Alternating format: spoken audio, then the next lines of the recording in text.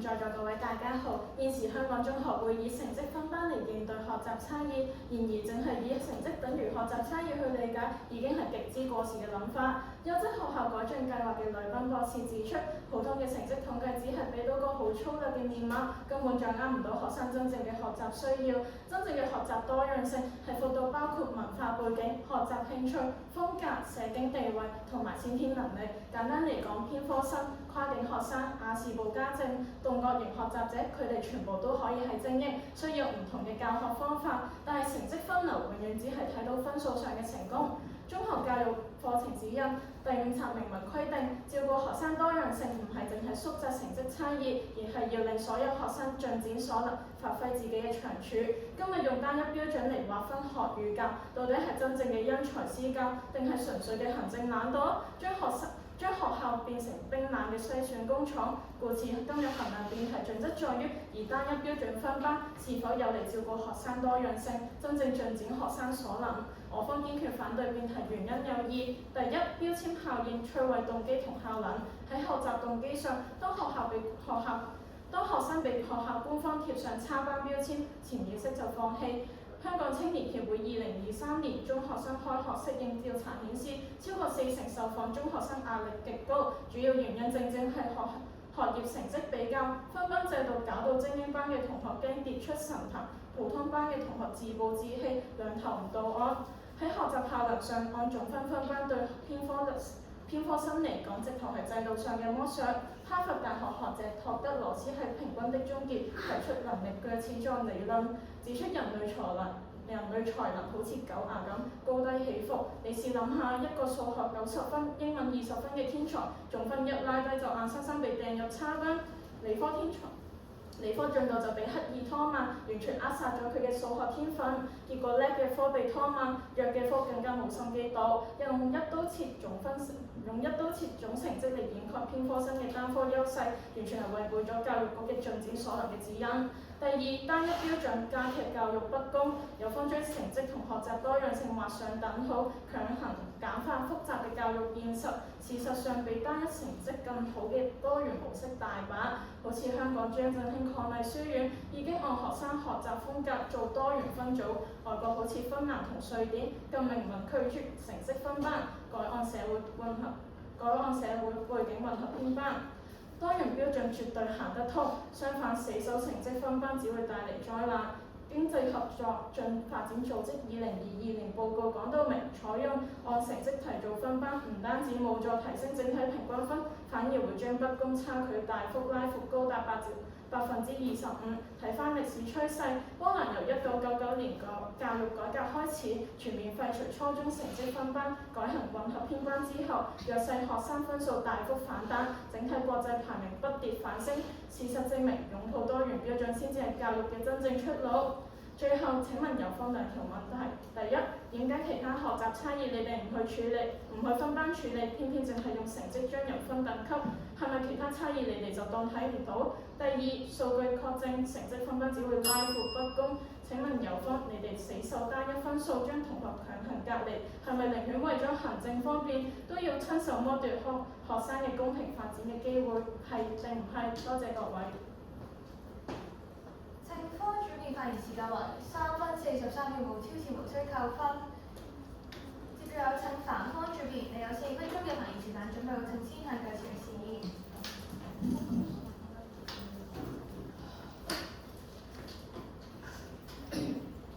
準備好。主席、評判在各位，大家好。聽完有方4分鐘嘅開辯，明白有方都係希望透過分班提升教學效率，但係有方只係覺得用成績分班容易導致學生有標籤、有比較，會降低到學生嘅學習動機。但其實現時中學其實都唔會明確表明要按成績分班，但佢哋依然會知道自己嘅名次同埋其他人嘅成績。所以比較心態係源自於競爭嘅風氣以及社會對學業嘅重視。點解有方覺得取消成績分班呢種比較嘅心態就會消失呢？其實現況下，香港中學即使按成績分班嘅常見做法，都係2班精英、3班平均，或者1班精英、4班平均。目的就係避免以差班標籤學生之餘，亦都想避免能力較遜色嘅學生同埋能力高嘅學生直接比較，唔會因為無法跟上進度而受到排擠或者產生壓力。而以至唔止平時分班，以科目為單位嘅成績分班亦都好常見。將能力相若嘅學生放埋一齊，降低成績差距，唔會有過大嘅競爭壓力，反而會令到佢哋可以一齊進步。香港中文大學優質學校改進計劃中亦都指，混合班嘅管理難度比按成績分班高，尤其係全班課學入邊差異化嘅教學唔容易，就變咗老師需要俾更加多嘅時間先至可以確保到所有學生都有進步。有方若然覺得成績分班唔好，咁究竟有方想用香港中學按乜嘢嘅標準去分班呢？所以今日討論辯題嘅標準唔可以只訴說成績分班嘅利弊，而係要作出比較，審視成績分班之外邊種嘅方法更加符合香港教育嘅現況。我方反對辯題，並認為按成績分班更可取，原因有二：第一，考慮師資嘅限制更為合乎現實。有方今日要倡議放棄按成績分班，必然要有替代方案。但喺香港呢個學科成績主導嘅教育環境，無論係小班教學、隨機分班，老師都要優先顧慮學習差異。但現時中學課時十分之緊迫，高中課程平均只有35分鐘嘅時間授課，想照顧唔同學生嘅進度，一係就要額外拔尖補底，一係就要犧牲某部分同學嘅時間。根據教局嘅資料，2023至24年中學師生比例為1:11.9，但教師嘅行政工作繁重，加上課時緊迫，高22年嚟一直都未能實施小班教學嘅政策。但係隨機分班有效嘅前提係學校有足夠資源喺日常教學之外，再額外照顧差異。面對香港有限師資、有限嘅時間，直接以成績分班本身就係採用緊差異化嘅教學，係最符合現實嘅因材施教方法。第二，配合學生能力，最大化學習效能。按成績分班嘅最大目的就係等老師可以因應學生調整教學。換言之，唔採用成績分班之後，每班嘅教學進度、學習難度都係一致㗎。但係心理學家米哈里齊克森提出嘅心流理論中，最佳嘅學習環境係挑戰嘅難度超過當前能力嘅10%左右。呢個狀態下，學生唔會因為內容太難而冇自信，亦都唔會因為內容太簡單而冇興趣去學習。咁樣先至最容易激發到佢哋進入心流狀態，提高學習效能。按成績分班，正正就係因應能力，教授符合學生程度嘅內容，避免出現跟唔上進度而受挫，或者進度太慢而失去學習動力嘅情況。最後想問有方，唔按成績分班嘅話，同樣係按成績分嘅學校組別，係咪都要取消呢？多謝各位。凡科裏邊嘅發言時間為3分42秒，超時無需扣分。而家有請正方一副，你有3分鐘嘅發言時間，準備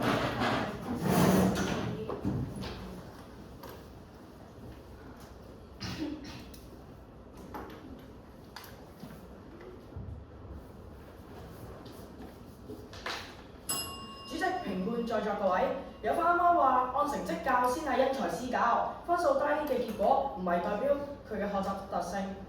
本地語境真正嘅因材施教，請大家睇下香港嘅張振興漢麗書院，佢哋喺2024年推廣嘅 VARK 動感課堂。VARK 即係按學生嘅聽覺、視覺、讀寫、動覺同呢啲吸收得最好嘅作攞嚟分組。咁佢哋分別動覺型嘅同學就學做動作嚟估成語，聽覺型咧就聽歌學古文。咁請問有方齋睇50分嘅成績，你點樣可以知道學生需要邊種嘅需求？點樣做到呢？有方啱啱亦都話到成績先係最客觀嘅標準。有方嘅盲點係將客觀同埋全面擺埋一齊。哈佛學者提出過能力句子狀，人嘅能力高低起伏，放喺香港一個文憑試數學5星星，但中英文唔合格嘅天才，總分一拉勻就會客觀咁樣啲分就俾人掉去差班。客觀嘅總分反而係抹殺佢真正嘅才能。點解有方要用冰冷冷嘅數字去掩蓋咗偏科生閃發光嘅單科天分？英國電子前哨基金會過百間學校實證指出，按成績分班令弱生進度倒退1個月，混合多元分組而快咗個3個月。面對退步嘅鐵證，請問有方點樣話咁樣嘅分班係有成效嘅呢？各位評判，根據香港中文大學教慈教授針對香港中學嘅研究指出，按成績分班其實係一種結構性教育機會不均勻嘅情況，咁發現導致期望冷卻嘅問題。當精英班討論緊醫學院、討論緊點樣贏比賽嘅時候，低班同學就已經覺得俾官方標籤咗，自己嘅自尊心已經徹底粉碎。佢哋會覺得，反正自己係差班，做乜嘢都唔會贏。結果係點？結果係集體躺平，甚至係放棄讀書，連啦啦隊都唔想嗌，班際賽湊唔夠人，大掃除都一副與我相關嘅神情。呢班14、15歲嘅學生，佢哋本應該係最有夢想嘅年紀，但係就因為有方提倡嘅制度，佢哋嘅夢想喺中學就已經俾人冷卻咗。佢哋唔係懶，係心死。請問有方，當蘇永強研究已經證明咗你哋喺度冷卻緊香港年輕人嘅夢想嘅時候，你哋仲有乜嘢面講呢咁樣嘅分班係為咗學生好呢？多謝各位。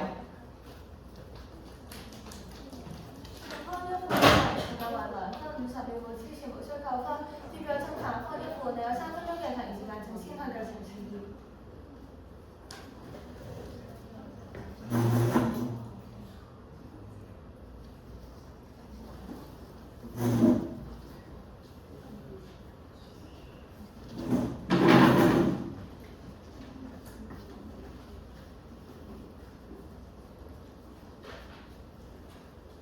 主席、評判、最位，大家好。今日我方從來冇講過成績係代表一切，而係按成績分班係可以減低最大嘅問題。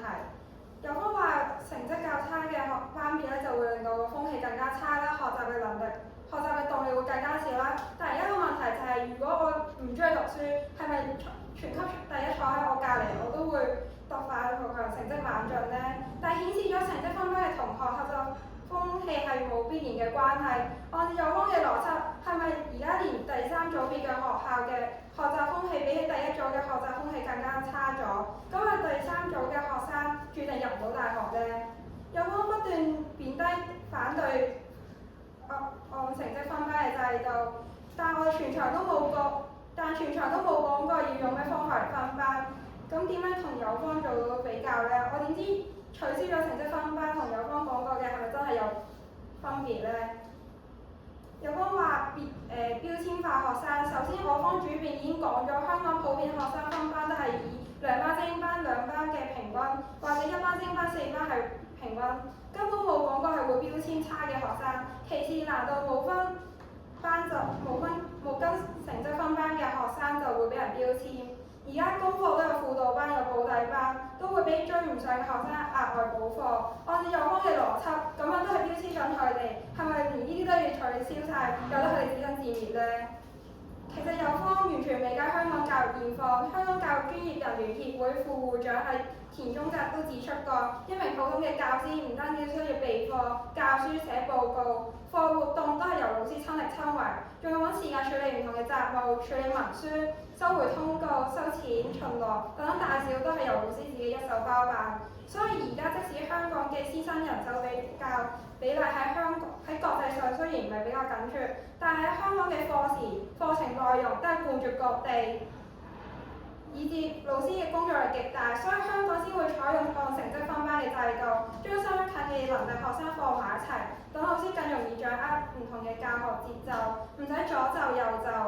有方嘅方案就係將佢哋夾硬擺埋一齊，只係剝削緊老師嘅教學彈性。但事實係，除咗分班有效嘅提前底下，係學校要資源充足，以至比爾蓋茨基金嘅差異教學研究報告都講到明，混合分班對於成績較差、能力較差需要有特別嘅支援，老師更加需要接受更專業嘅培訓，否則就冇可能喺混合分班度做到有效嘅因材施教。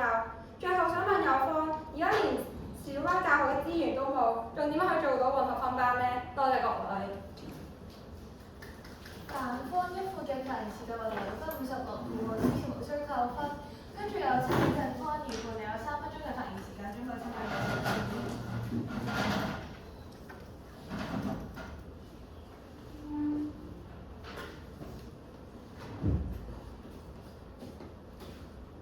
主席、評判在座各位大家好，啱啱有方問我哋話會唔會第3組別嘅風氣就係差啲。用我自己嘅案例講啦，我都係第三組別嘅，其實的確就係差啲嘅。跟住有方啱啱又話咧，分班、弱班、差班係咪一種標籤化？打嚟放大嚟睇啦，咁我哋第三組別難道就唔係一種標籤化嘅咩？同埋咧，啱啱有方就話啦，分班其實就可以調校翻弱班嘅進度，較淺啲。但係較淺啲，即係提前已經宣判咗佢哋係死刑。香港文憑試嘅卷全港都一樣嘅，唔會因為你係弱班就出淺啲。有方降低咗日常嘅要求，就會造成心理學上嘅習得性無助。弱班平時被剝奪咗學更高深、更難嘅知識嘅時候，到考文憑試嗰陣，有方又點樣叫佢哋同全港嘅學生一齊競爭？跟住有方又話，弱班咧就可以用簡單嘅教材，容易消化啲，但係用簡單啲嘅教材，咁咪即係又係剝奪咗佢哋接觸更高階思維嘅權利。香港教育局提倡通用設計學習，用同一套深奧嘅物理嘅概念，精英睇算式，弱生咧就睇實體嘅模型去理解，一樣可以掌握到。有方用簡單嘅素材咧，就係為弱生，咁啊變相親手將佢哋嘅文憑試機會上限拉到更加高。跟住啱啱有方又話啦，多元分班咧其實可能太過理想啊，佢問我哋點做，做唔到。跟住就一個我哋主面已經講咗啦，香港已經做緊，柴灣張振麗書院咧，2024年9月咧就全面推行咗唔睇成績，按 VARK 學習分組，結果校方檢討報告時就話啦，部分高中嘅英文科合格率上升咗1倍，所以又點會做唔到呢？聽完啱啱有方兩位嘅理論嘅發言啦，就發現佢哋已經出現咗嚴重嘅矛盾。有方咧啱啱一開始就話要照顧到學習差異，但係後面咧又話佢哋放埋一齊可能會導致老師教唔到。咁你哋到底係想理老師定係學生？咁咧雙方最大嘅分歧咧就係對學校呢兩個字嘅理解。有方咧就當學校係罐頭工廠，將學生搞成午餐肉，撳完個掣計完分咧，一等課式就送上神壇，次等課就擺入咗填區，美名其曰叫做差班，為咗少數人嘅成績理直氣壯犧牲咗大多數人嘅自尊。但我方認為咧，中學係普及教育，一個都唔可以少。如果教育就係為咗篩選，咁教育局不如就係直接俾補習社嚟搞啦。等我為大家梳理下兩大戰場先。第一，成效方面，有方覺得咧將弱生擺埋一齊咧就可以補到底，但係英國教育助基金會追蹤過百間學校就講到啦，分班會令弱生嘅進度退咗1個月。多謝大家。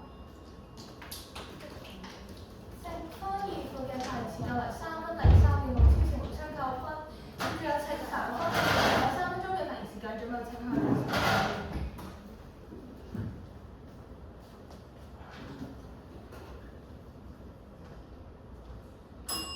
在座各位，今日咧我哋聽完有方二副嘅發言咧，佢咧就話咧我哋差班咧就會教育嘅資源就會唔同啦，就會較淺啲啦。但係咧今日我方提出去有呢個平均班同埋精英班嘅分別咧，即係會調整呢個教學進度同埋速度，等呢啲平均班嘅學生可以更容易咁去跟得上呢個學習嘅進度，唔會出現太大嘅差異啦。所以佢哋教學資源咧係唔會唔同嘅，甚至我方提倡會有保底班啦。仲會更加多嘅資源呢啲差班、平均班嘅學生去跟上呢個教學進度，同埋我方今日提倡呢個按成績分班其實只係為咗令老師更容易去照顧呢個每個學生嘅學習嘅一啲差異，而唔係為咗咧去篩選。今日有冇覺得按成績分班咧就會標籤化啲平均班嘅學生，佢哋就會躺平，會想放棄。但係今日呢啲問題無論係點樣分班都會有嘅喎。就算今日混合分班，我見到隔離位一個全級第一，我都會羨慕佢㗎，我都會覺得自己俾人俾咗落去㗎。同埋有分點確保用其他分班方法就唔會出現到咁樣嘅問題咧？因為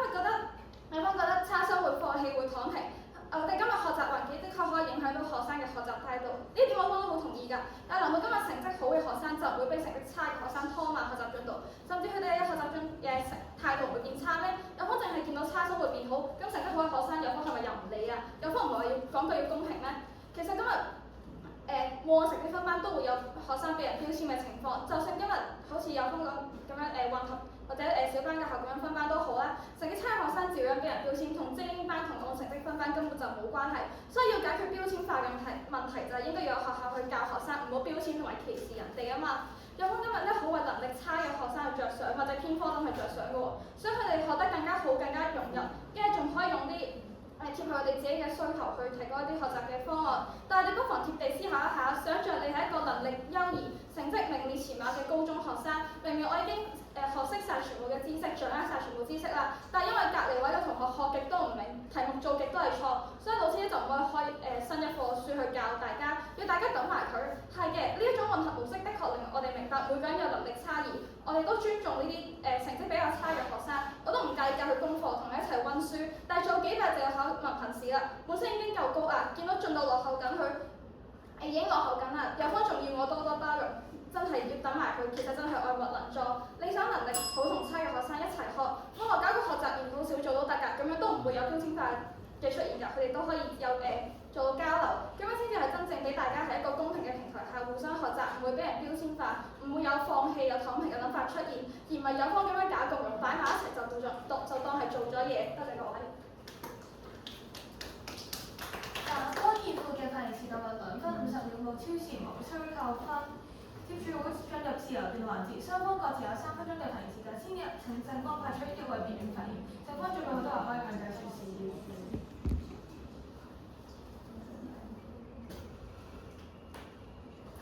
大家好，有方話分班可以補底啦，咁請俾實質嘅證據，我證明嘅心理分入插班之後係整體成績仲係進步而唔係退步咯。我方發言好似問題。有方話分班可以補底，請俾實質嘅證據證明嘅心被分入差班之後，整體成績進步而唔係退步。今日我方因為講緊我成績分班之後，如果呢啲成績比較差嘅學生真係跟唔上，可以搞補底班，即係唔會出現教學差異，因為可以同意。所以其實有方都冇交出數據，按有方邏輯，其實係咪只要你哋主觀覺得原意好，就算喺現實中將弱生推入一個會令佢哋成績倒退嘅制度，都要盲撐到底呢？點解編入普通班就係會成績變差？啱啱我哋都已經講咗係英國有一個資料啦，咁我可以依家講一次，就係英國教育捐助基金會追蹤過百間學校，佢就見到按成績分班令到弱生嘅進度倒退咗1個月。如果我哋用咗混合多元咁樣分組咧，反而係加快咗3個月嘅。今日講緊係英國嘅例子，因為香港現時嘅師資資源足唔足夠做到咁樣混合教育？有方咧就話啦，分班方便就佢嚟補底，但係英國啱啱個機構已經講咗話會退步1個月啦，反而咧喺同一個班度多元分組咧，學生會進步咗3個月啦。咁英國過百間學校咧就同我哋講咗補底無效，反而會退步嘅時候，有方又憑咩話你哋嘅分班唔會令弱生去墊底咧？就即今日有方講到英國仲同分班度咁好，點解現時英國仲有9成7嘅學校仲係跟有成績分班咧？同埋香港係咪真係有足夠嘅資源、有足夠嘅師資？教師幫助力咁大，係咪真係可以照顧到每一個學生嘅學習差異？但係英國唔係喎，英國今日課時唔緊迫，老師工作量唔大喎。啱啱你講到我哋基本大多數都係用緊成績分班啦，咁喺我哋見到嘅資料係芬蘭同埋瑞典現行緊基礎教育法，佢嘅內容係兩個實行咗綜合學校制，法律明佢規定咗初中前即係16歲必須實行混合能力編班，嚴格限制按成績分流。我方而家冇問你冇個例子，我方話而家香港中學嘅師資足唔足夠去幫差嘅學生補底啊？咁我想反問有方，點解外國好多國家都做到，點解就係香港呢個地方做唔到咧？因為香港師資唔夠咯。咁多師資唔足夠嘅情況，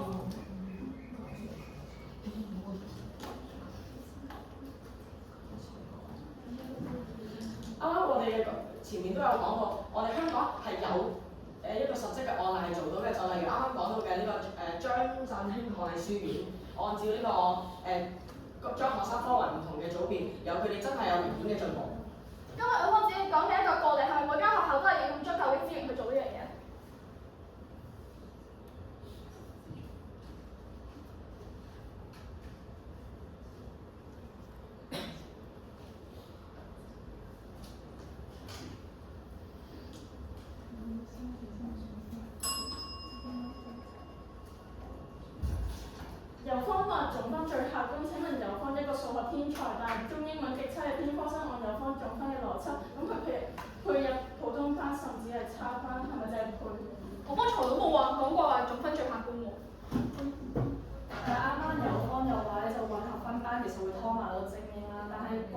證據擺喺眼前，混合編班根本就冇拖交精英，有方點解會喺度過度恐慌？我頭先問啦，因為香港有冇呢個可行性開咗混合分班，有方你都唔答啦，所以有方都知道香港用呢種方法係實行唔到，冇可能性，所以先話我成績分班啊嘛。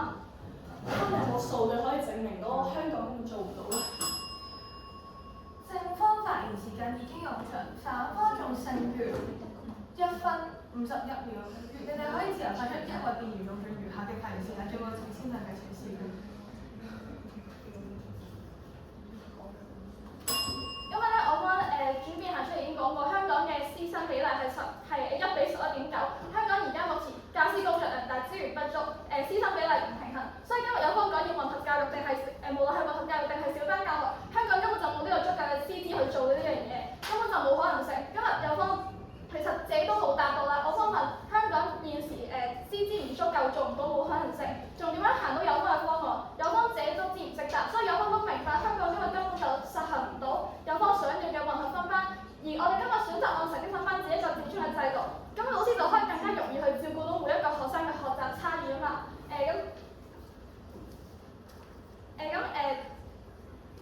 今日隨機分班嘅前提係，我方都講過啦，係學習資源係充足啦。比爾蓋茨嘅基金會都指出，教學差異咧喺混合班下咧，要對能力低嘅學生有特別支援，老師係需要額外嘅專業培訓先至可以做到因材施教。但我方已經提出過好多次啦，今日教師工作量已經咁大啦，佢哋工作嘅時間都高，而且師生比例唔平衡嘅情況下，有方根本就實行唔到，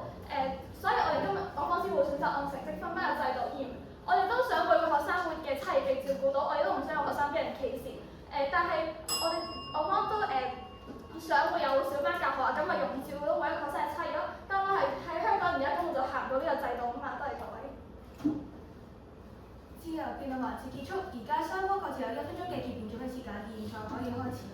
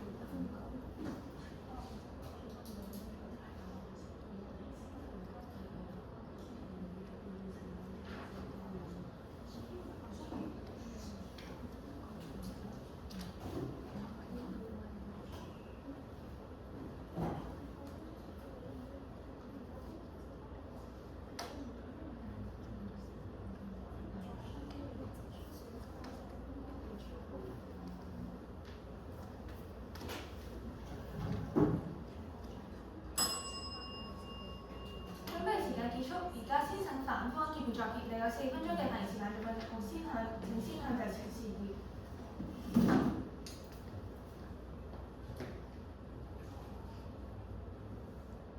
準備好。主席、評判在各位，大家好。今日有方都淨係舉出到單一嘅例子去論證混合分班有幾好，但係而家大家讀咗書咁多年，唔知你哋有冇試過上堂嗰陣？老師講嘅嘢你完全聽唔明咧，又或者係相反，老師教嘅嘢你一早就識，但係就係坐喺度發呆等落堂咧。其實歸納全場，我方其實唔反對有方你嘅理念㗎，但係有方一直冇解決過實際嘅問題。老師係咪會平衡到教學進度、學生嘅壓力、比較嘅心態，又會唔會減少咧？用其他嘅分班方法，又會唔會比較好？有方全場都解答唔到啊！首先我哋講老師嘅時間分配嘅問題啊。我哋成日話老師春風化雨，有教無類，個個都想照顧得周到。但現實係香港嘅課堂時間本來就唔多，老師要喺有限嘅時數入面對一班能力差天共地嘅學生，有人學得快，有人學得慢，有人一講就明，有人講10次都未明喎。你話老師應該點樣做呢？如果你偏向成績好嘅學生，咁教得快啲、深啲，成績差嗰班咪跟唔上咯，越聽越灰心，最後咪索性唔聽咯。如果你偏向成績差嘅學生，教得慢啲、重複多啲，咁成績好嗰班就會覺得悶，覺得上堂嘥緊時間，慢慢就會失去對學習嘅興趣。老師想兩全其美，想個個都照顧到，結果呢就係兩邊都照顧唔好。最後老師要用課餘嘅時間幫成績差嘅學生補課，但係呢啲時間本身就可以用嚟備課，用嚟設計活動，照顧更加多嘅學生。你話呢個係咪一個公平嘅做法呢？第二，學生嘅感受，成績差嘅學生每日返學面對嘅就係挫敗感，佢哋見到隔離位個同學舉手答問題答得咁快咁流利，自己咧就連題目都未睇得明喎，呢種感覺你又明唔明呢？慢慢佢哋就會覺得自己好蠢，覺得讀書冇意思，最後放棄自己。成績好嘅學生每日返學面對嘅就係沉悶嘅課堂，佢哋想學多啲，學深入啲，但因為要就住全班嘅進度，佢哋就要等、要忍、要悶住過每一堂。你話呢個係咪一個啟發潛能嘅學習環境呢？第三，如果唔按成績分班，又會犧牲咗啲乜嘢呢？有方話混合班可以令成績好嘅學生幫下成績差嘅學生，互相學習，增進感情。第二就係老師嘅時間有限，如果唔按成績分班，老師就要用大量嘅時間去補底追進度，結果就係成績好嘅學生冇得進步，成績差嘅學生就追得辛苦，老師咧就攰到散。呢個唔係資源錯配咁簡單，呢個係浪費咗每一個學生嘅學習機會。我哋每日返8個鐘頭學，如果呢8個鐘入邊有6個鐘係聽唔明或者悶到發呆，咁我哋返學為咗啲乜嘢呢？最後，我哋今日支持按成績分班，唔係想標籤任何一個學生，而係想為每一個學生爭取一個真正適合佢哋嘅學習環境。成績好嘅可以挑戰更加深嘅知識，唔使悶住等落堂；成績冇咁好嘅可以慢慢打好基礎，唔會因為追唔上進度而放棄。呢個唔係分化，而係各取所需，因材施教。教育就好似種花咁樣，有啲花要多啲陽光，有啲花要多啲水。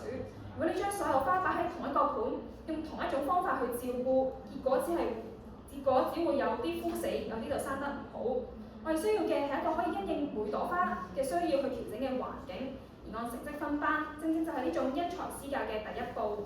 我哋唔係反對混合班嘅精神，而係反對一個令老師難做、令學生難就、令學習變質嘅制度。多謝各位。下科意見發言時間為3分37秒，無超時無需扣分。最後就曾振邦現作期就有4分鐘嘅發言時間，咁我就先向佢呈辭。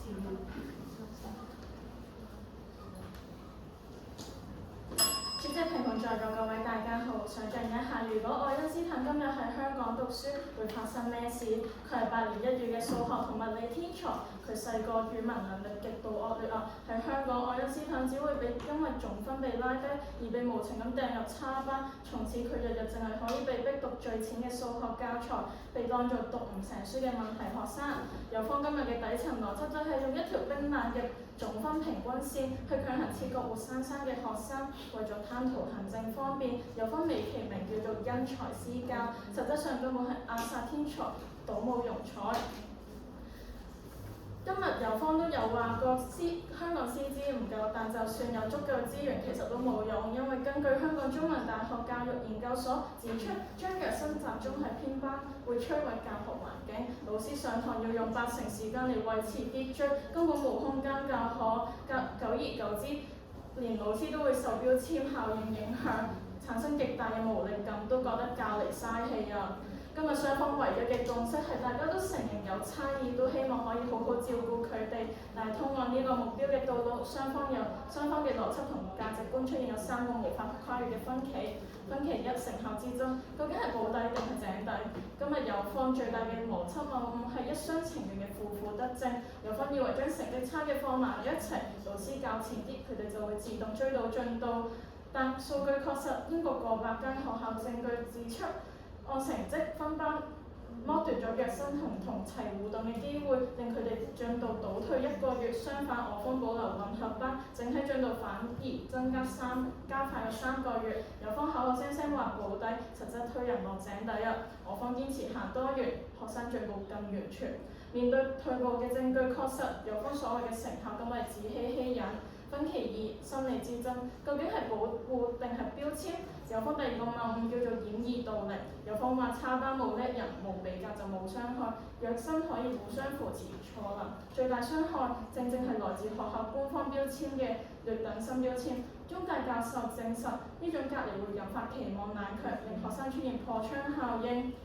集體躺平放棄，以為冇比較就冇傷害，點知攻防標籤先係最大妨礙，以為將弱生分開係互相扶持，結果係消磨意志，冇人想試啊！有方親手摧毀學生自信，仲好意思話保護？分期三本質之爭，究竟係因分施暴定係進展所能？有方最後嘅謬誤叫做以偏概全，有方盲目迷信總分，認為總分係最客觀。但哈佛學者早就證實人類嘅能力係高低起伏嘅能力嘅始終。有方用總分一刀切，強迫前線老師面對住成班無心機學生，要爆發自換、目標自換，由傳授知識降格為維持紀律。教育局指引講明要盡展所能，發揮長處。有方就逼學生截長補短，總分一刀切生死，偏科天才被鄙視，因材施教變口號，倒冇庸才最大鑊。有方根本唔係照顧多樣性，而係扼殺學生嘅可能性。各位評判，跳出有方狹隘嘅分數迷思，放眼世界，歷史一再證明，分數唔代表一切，但分班以分數決定一生嘅青春。教育嘅偉大在於作育英才，而絕對唔係倒冇庸才。社會之所以能夠大步向前發展，從來都唔係靠平均庸才一模一樣嘅人，而係靠每一個能夠喺合適嘅位置上盡顯所長嘅獨特奇才。邱吉爾數學科科見紅，前中書大學數學淨係得15分，如今制度只會受盡白眼。在座各位，當一個制度將10幾歲嘅年輕人強行撕裂，貼上劣等嘅標籤，當一個制度會將未來嘅愛因斯坦、邱吉爾同錢鍾書困喺抄翻入邊，我哋究竟係推動緊社會發展，定係親手為香港未來挖掘墳墓？多謝各位。正科建議提示嘅為4分10秒，無超時無需扣分。比賽告一段落，提醒評判需要喺6位嘅頭上辯員當中選出表現較為突出嘅3位，再分別給予加點分數。最多一位填3分，次加一位填2分，最後一位填1分，其餘嘅人唔需要填寫。由於主編同埋結辯皆由同一人擔任，所以評判只需要為主結填寫1次加點分。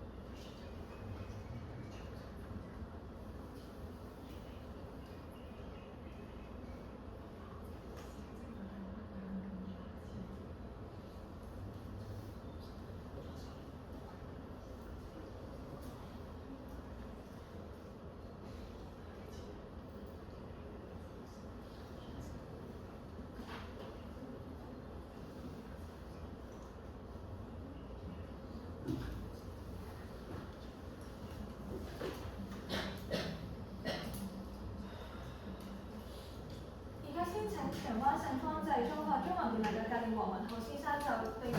雙方表現給予寶貴嘅意見。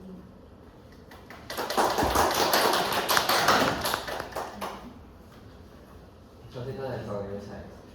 亦都好辛苦晒雙方啦，咁聽到好多唔同嘅資料，咁都有落力嘅呢個禮拜，係啦。咁咧我首先我會想對於可能辯技上少少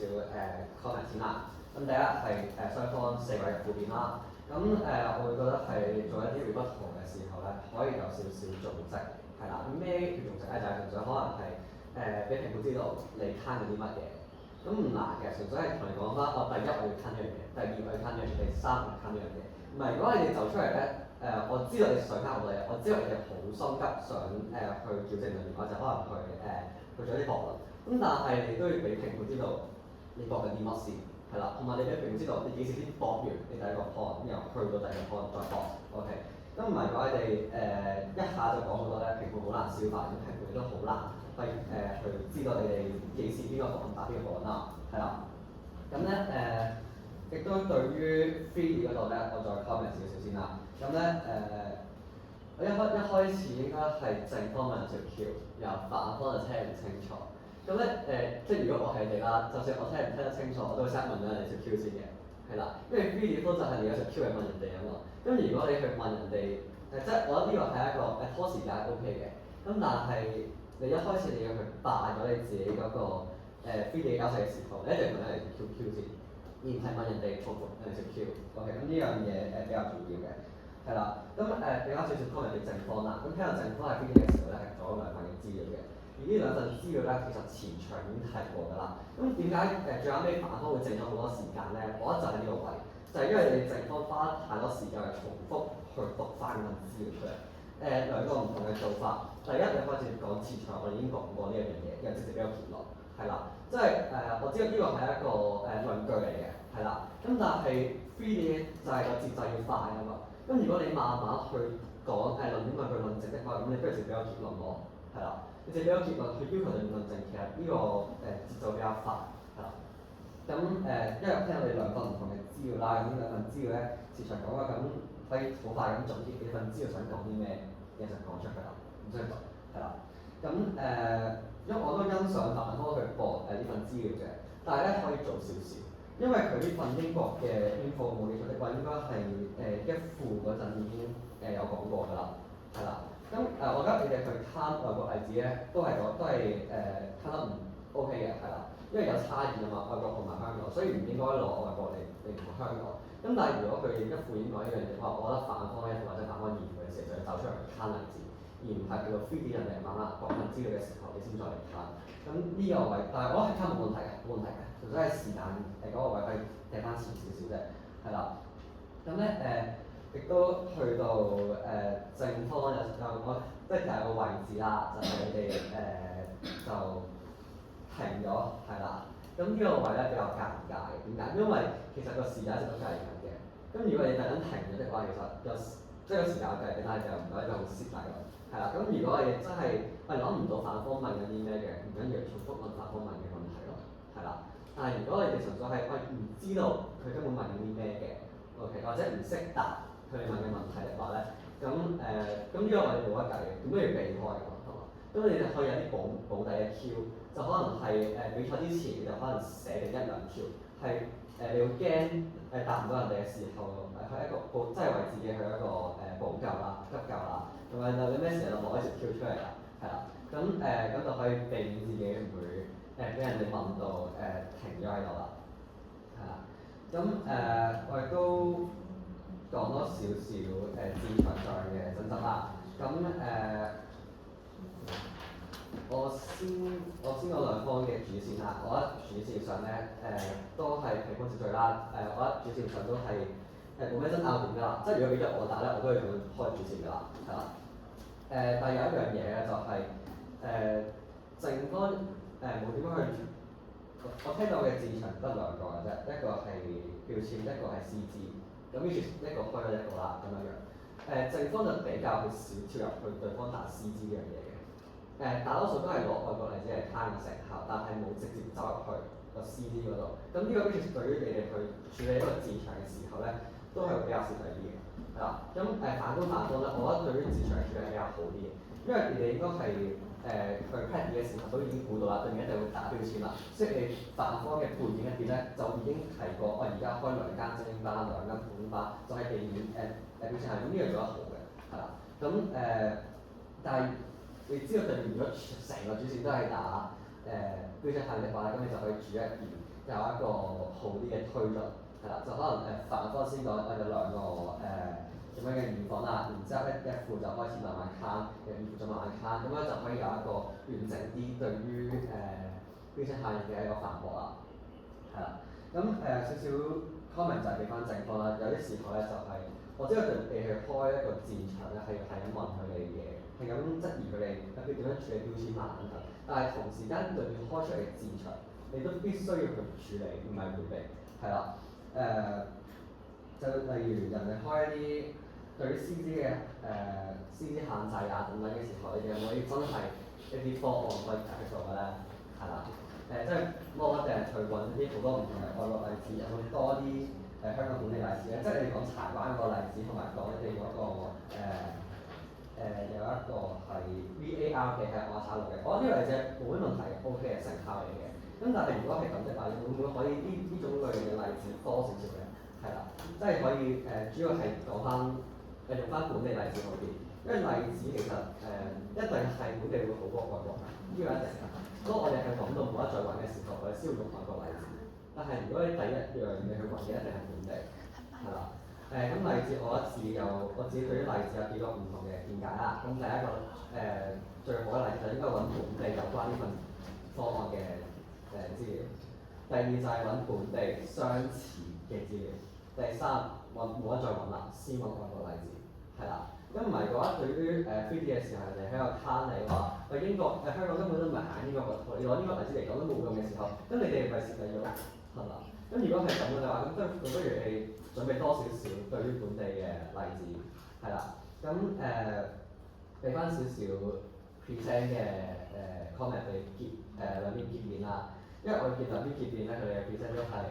好平鋪直敍，即係我覺得你哋係主編冇問題嘅，主編咁樣就冇問題嘅。咁但係你哋做緊結面嘅時候，即係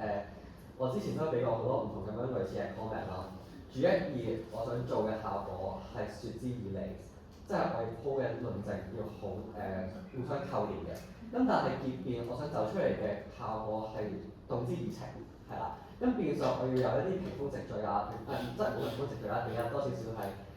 可能停頓多啲，可能提高低音，可能大提聲唔同嘅。咁我可以做翻呢啲小嘅效果嘅時候咧，都可以令到你哋嗰個升華可以更加有個畫面感，同埋可以俾評判更加去了解。唔係，如果我覺得你哋結面就出嚟係一個轉變咯，係啦。咁但係都明白係難嘅，因為你同時做轉變係好難可以同時有個分身咯。我而家係轉變到，我而家轉變到，係難嘅，係難嘅。所以咁都辛苦晒雙方係最後場比賽啦。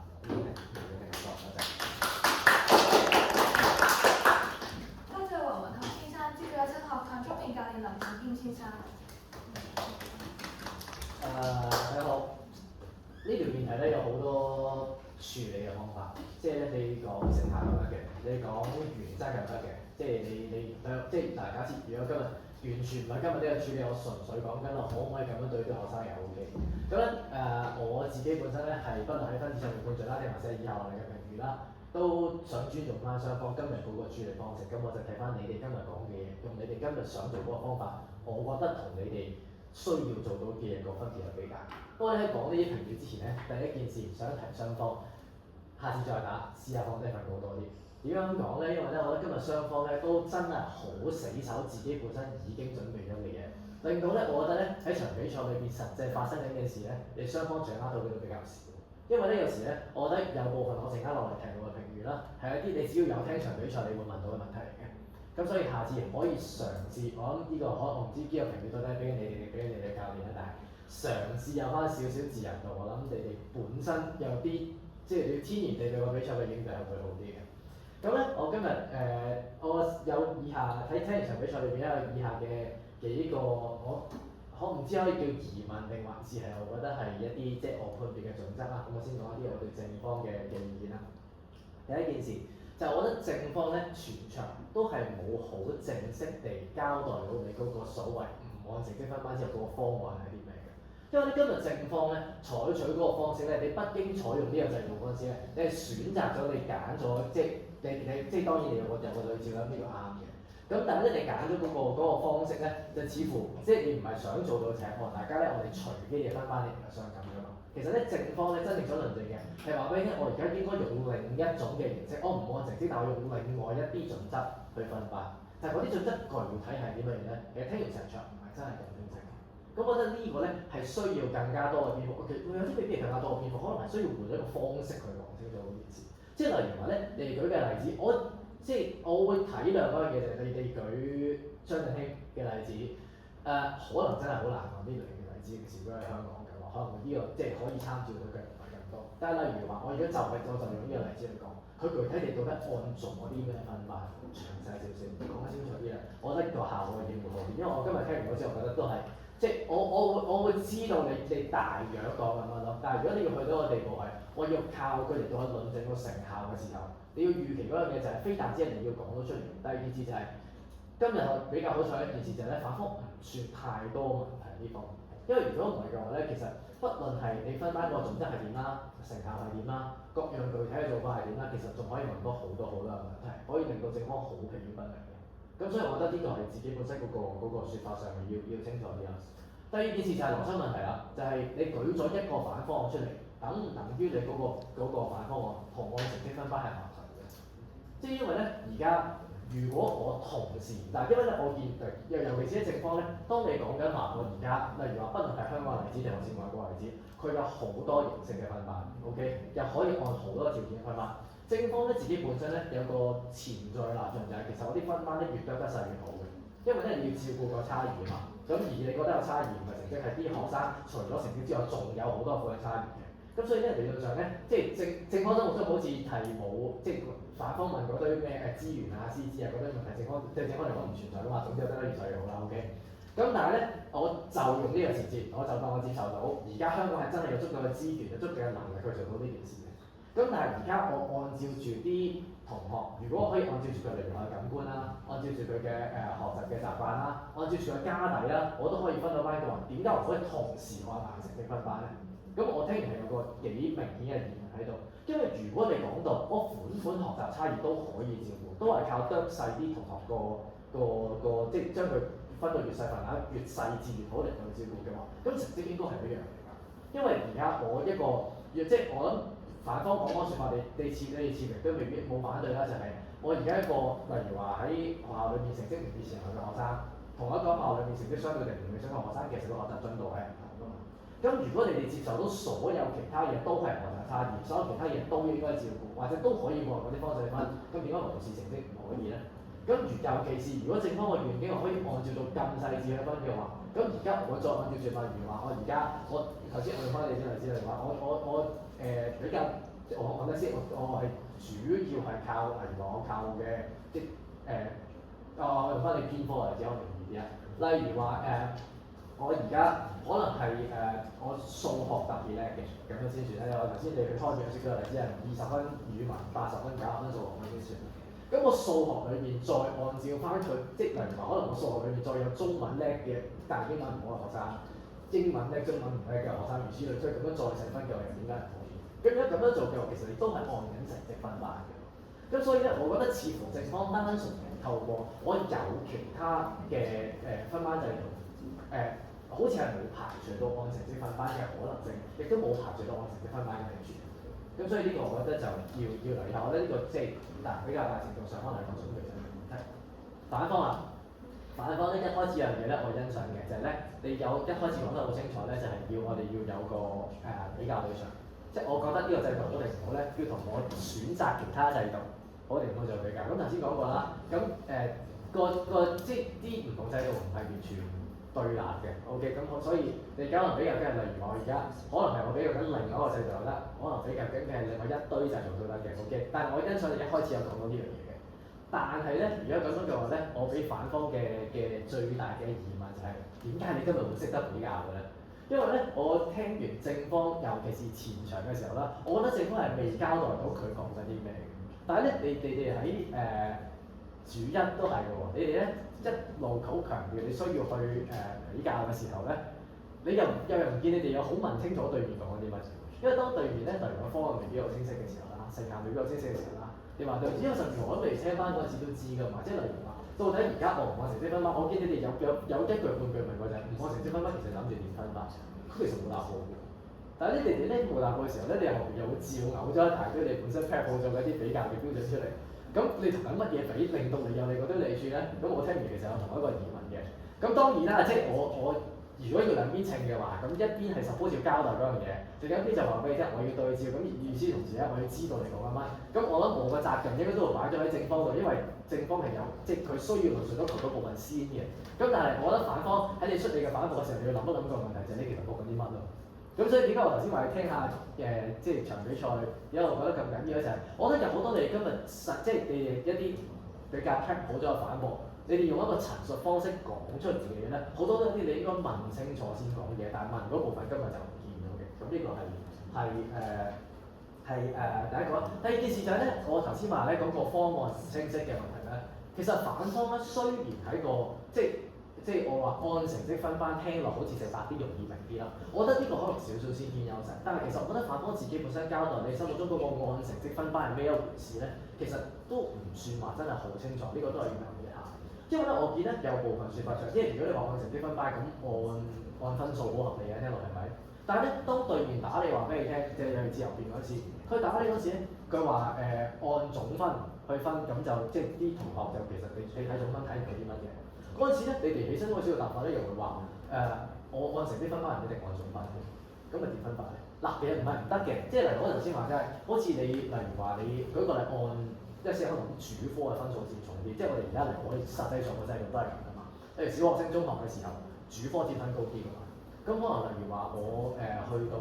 中學，我揀科嗰陣時，例如話可能我就算我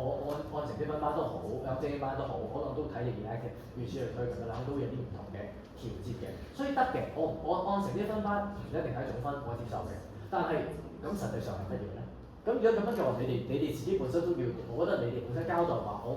當我話按成績分班唔一定係總分嘅時候，實際上講緊啲咩咧？嗰部分亦都係你哋自己本身要論述多少少，因為都幾大影響嘅。即係如果我而家係純粹我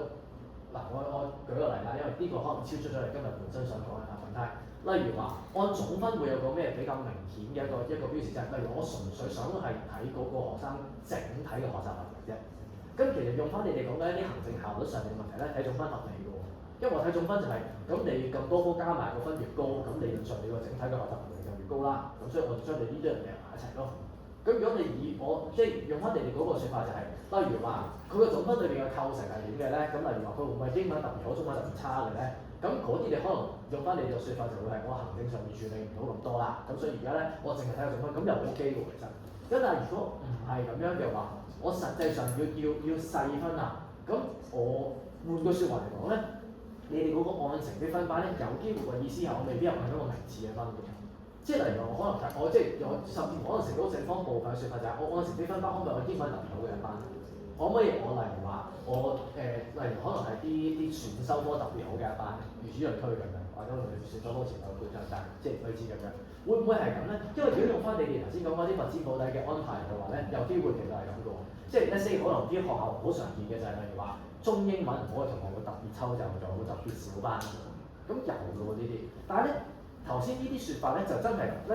嗱，如果我話按成績分班同不按成績分班都仲有機會可以對面到嘅，即係我按唔同條件分班就有機會對面到咧。頭先呢個説法就可能即係我按成績分班到咧按總分嚟分，即係還是按一啲其他更加細緻嘅方式嚟分咧，呢兩件事就真係唔可以對面啦。而呢兩件事咧，如果你聽真，你都會發現嘅就係兩款唔同嘅説法，其實個利處弊處應該係唔一樣。咁所以咧，當反方今日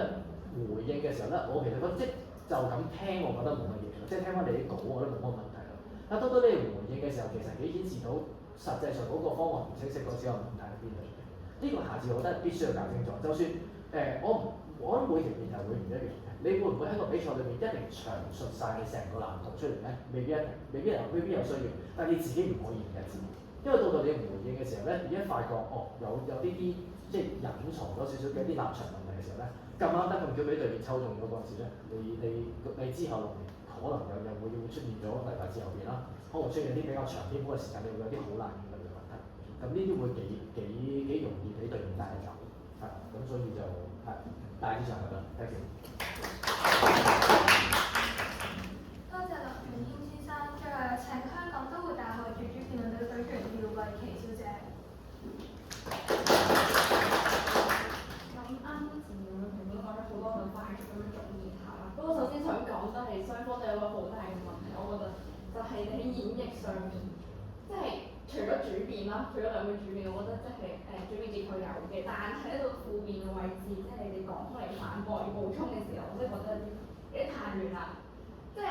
好似呢個一分嗰兩分，要我自己去砌埋你哋份副辯稿咁樣咯。即係可能你哋可能分翻清楚個框架，究竟係你想即係好似啱上咁講話，你想駁邊一個論點先，你講咗俾你聽，駁完啦，你都話俾我聽先。如果唔係，就會好似你將論點同埋你嘅反駁溝埋一齊講，咁就會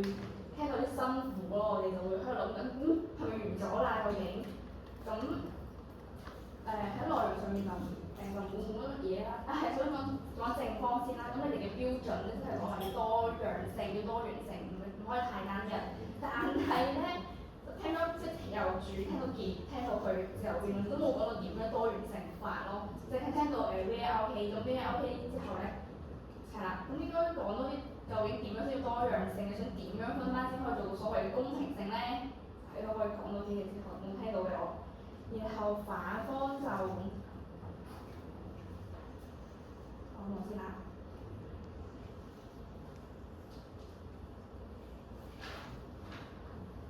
反方一個同我講咗話問到正方係咪等於 band 就一定差？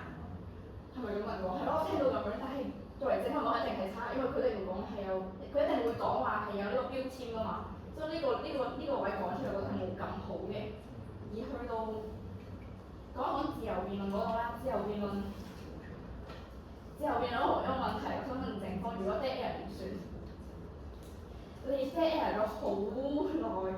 即係呢個問題，我覺得係你哋要即係要有準備咯，因為 dead air 係你諗唔到嘅 dead air 啊嘛，咁但係你已經要準備多啲問題。如果真係 dead air 唔識答，唔緊要啊，你咪準備多啲問題去問佢哋咯，而唔係喺度等，跟住我哋就即係我問你，你又問我，即係唔知佢做緊啲乜嘢咁樣，唔係咁好。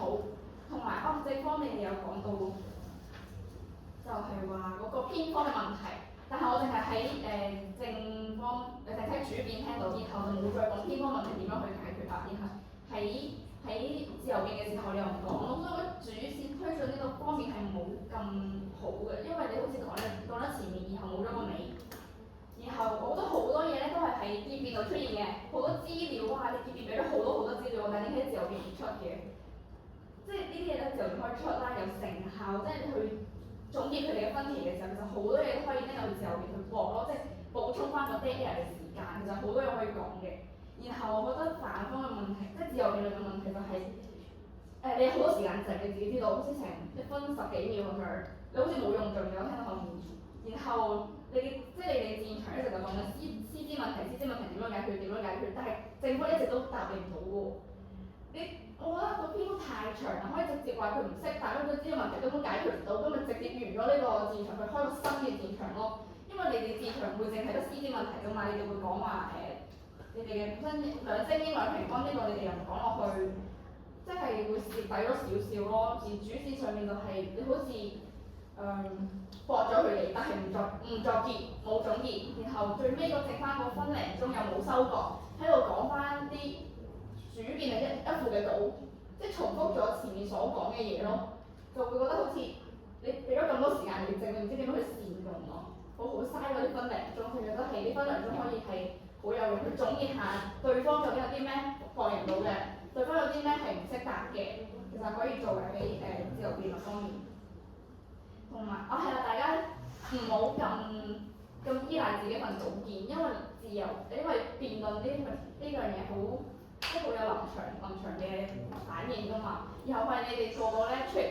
喺度就望住份稿，係望住你哋啦，冇乜人會望我咯。發現即係你全部讀過啦，跟住見咧喺手指即係數咯。我唔知係你哋太緊張啦，讀得唔熟啊，定係你哋唔熟自己條主線。如果你熟自己條主線嘅話，其實對方出啲咩問題問你哋嘅時候，你應該好快就噏咗出嚟，而唔係即係讀稿。跟住好多嘢就會臨場出現抌出嚟嘅嘢，你哋就處理唔到咯。所以可能下一次可以試下讀熟自己份稿先啦，跟住要好熟自己條主線，即係萬一真係有啲咩臨場對方問嘅，你都可以知道點樣答咯。係啦，就係咁多，真係好快過啦。多謝3位評判嘅寶貴意見，而家會為大家宣佈賽果。今日辯題為香港中學不應採用按成績分班制。反方為沙田官立中學。